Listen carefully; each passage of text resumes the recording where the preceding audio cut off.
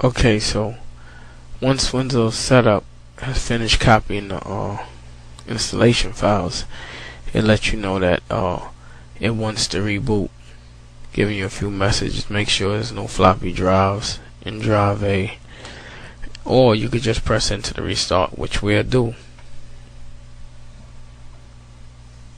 Then you'll see the system starts to restart on its own.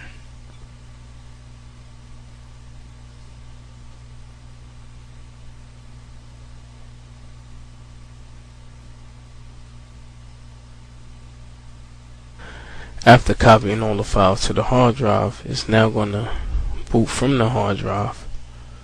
You're still going to get this message, press any key to boot from CD, but you don't need to do this because you passed that process.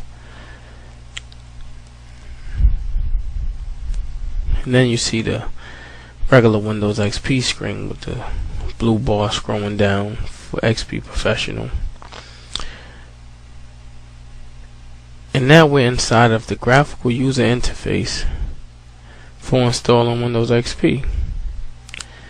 And you actually see here it's taking you through the installation. We went through the first three: collecting information, dynamic update, preparing installation. Installing Windows is the actual process we're working on now. And then you see all the other buttons here. Okay, so setup brings us to our first window, asking us about the regional settings and the language options. We're going to pretty much keep both of these at defaults.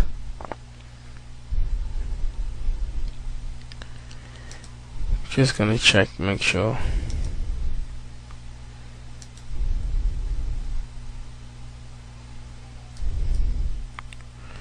Just gonna leave these at the US default because that's where we at in the United States.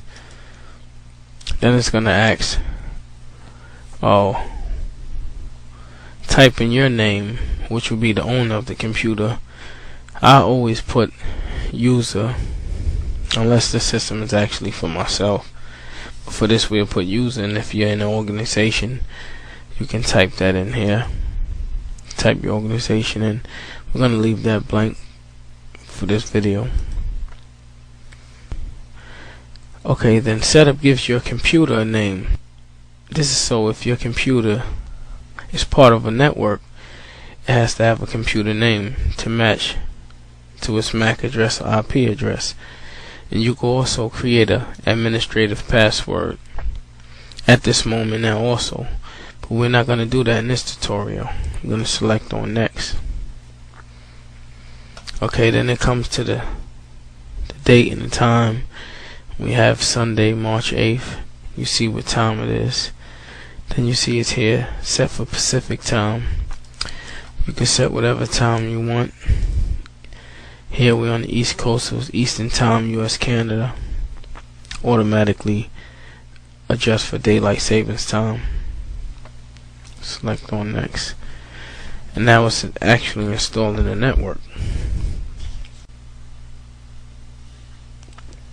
See, it's copying more installation files for Windows. You'll also notice that Windows have on the left part of the screen the approximate minutes that setup will finish installing, and then under that you see the current progress that it's going through. And as of now you see it's going through the saving settings. Alright, so once this completes, we'll take you to the next part of Windows setup or Windows XP installation.